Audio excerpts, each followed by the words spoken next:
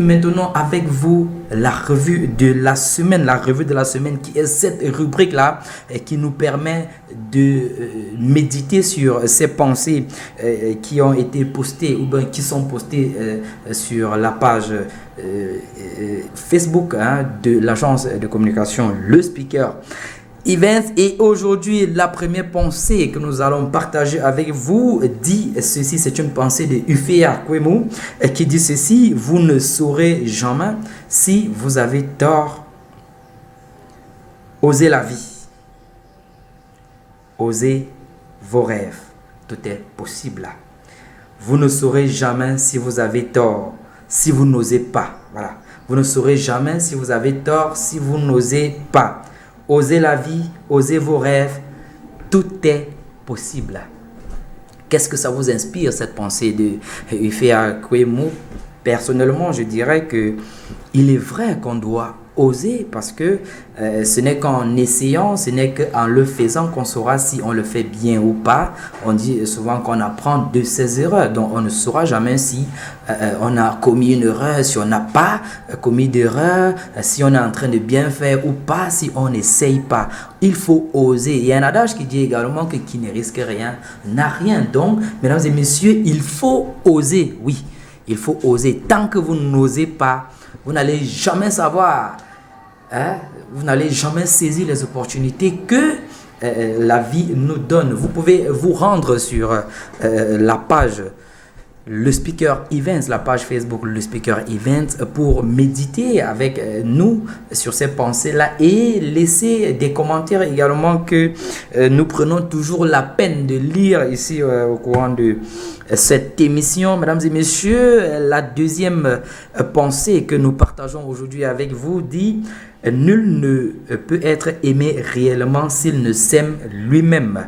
L'amour pour soi est une épidémie. Voilà. Nul ne peut être aimé réellement s'il ne s'aime lui-même. L'amour pour soi est une épidémie. Il y a quelqu'un qui disait une fois que la bonne charité commence par soi-même, et ça rejoint efficacement cette pensée de Ufeya Kwemu. Aimez-vous vous-même parce que personne d'autre ne peut vous aimer mieux que vous. Nul ne peut aimer réellement, nul ne peut être aimé réellement s'il ne s'aime lui-même. L'amour pour soi est une épidémie. L'amour pour soi est une épidémie. Qu'est-ce que ça veut dire? Qu'est-ce que ça vous inspire? L'amour pour soi est une épidémie. Ça veut tout simplement dire que si vous vous aimez, vous pouvez contaminer les autres à vous aimer également. Et personne ne peut vous aimer mieux que vous-même. On ne peut copier l'exemple de cet amour-là que par ce que vous-même vous essayez de faire déjà à votre niveau pour prouver que vous vous aimez, pour prouver que vous tenez à vous-même et inviter, n'est-ce pas, donc les autres à vous aimer également. Alors, la troisième pensée de la semaine dit celle-ci: aucun bien durable ne s'obtient sans sacrifice. C'est encore une pensée de Ufeya Kwemu. Aucun bien durable ne s'obtient sans sacrifice. Mes chers amis, n'allez pas croire qu'on parle de sacrifice dans le sens péjoratif, à savoir les sacrifices humains et tout ce qu'on connaît qui se passe là dehors parce que les gens veulent avoir de l'argent. Ils se permettent de sacrifier les autres. Il y a des gens, on sait, il y a des gens qui vendent les enfants, il y a des gens qui inscrivent leurs parents dans des livres noirs au fin de se faire de l'argent. Il ne s'agit pas ici de ce genre de sacrifice-là, mais non, il s'agit tout simplement des sacrifices que vous devez faire vous-même, que vous devez faire vous-même dans le sens positif. Ça veut dire quoi? Vous pouvez augmenter par exemple votre temps de travail en réduisant votre temps de sommeil, en réduisant votre temps de distraction pour pouvoir atteindre vos objectifs. Ça, c'est le sacrifice. Si vous avez une tâche à effectuer ou alors un événement à couvrir, alors que des amis vous invitent à prendre un pot, vous pouvez faire la part des choses.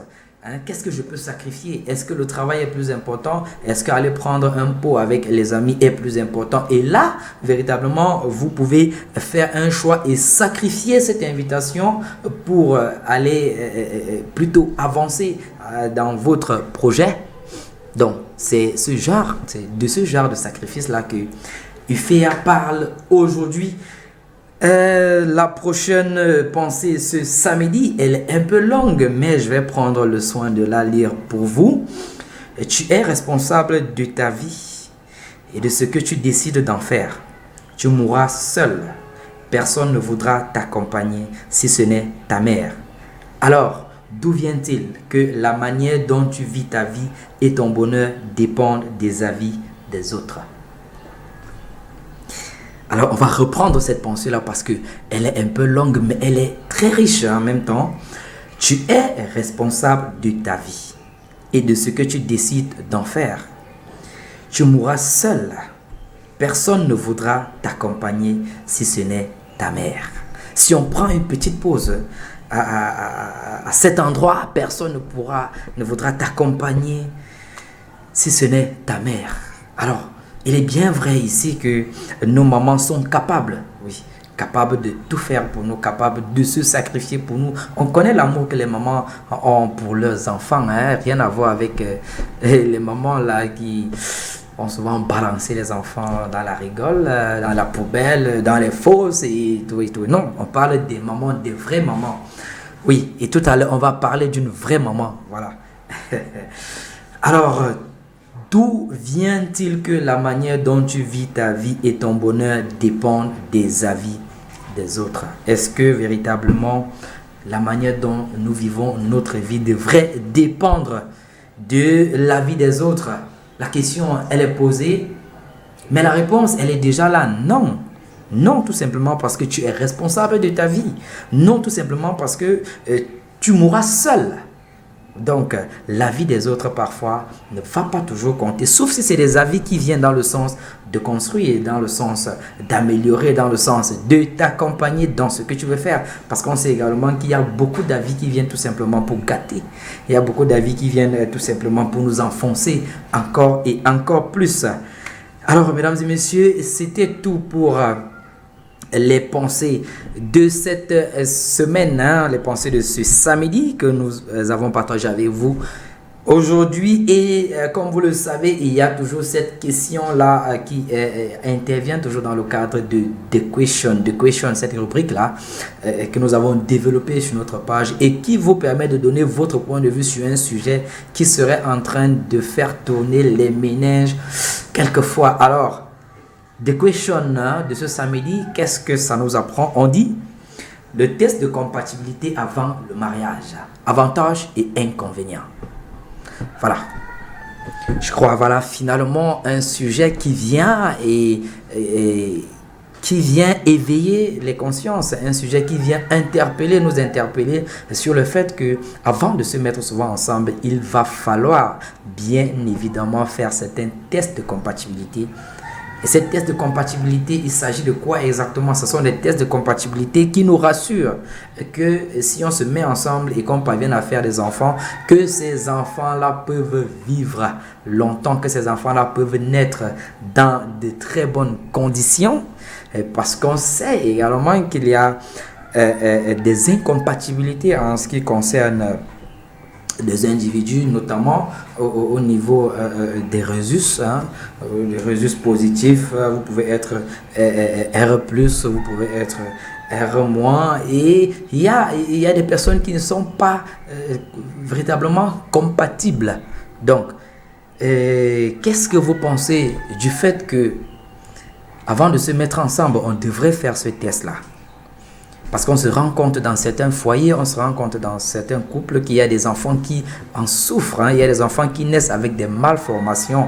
Ce n'est pas une histoire de sorcellerie qu'on a lancée au quartier comme certains aiment bien le dire ou bien nous faire croire. Mais parfois, c'est des incompatibilités entre les parents qui se sont mis ensemble pour faire cet enfant-là. Il y a des enfants qui vont naître avec des malformations, des enfants qui ne vont pas dépasser un certain âge, notamment l'âge de 7 ans, parce que toujours malade et après finalement c'est le décès qui arrive pour les arracher la vie, alors que le couple a passé tout un temps fou à souffrir, hein, à dépenser pour s'occuper de l'enfant, pour prendre l'enfant en charge sur le côté sanitaire.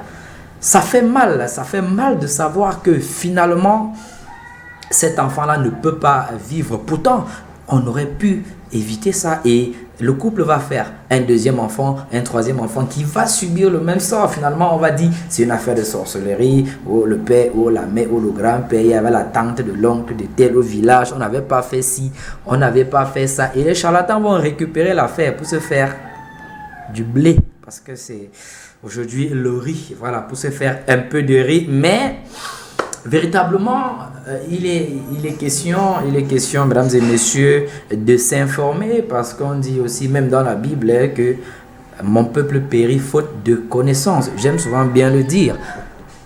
Pour éviter ça, faites-vous dépister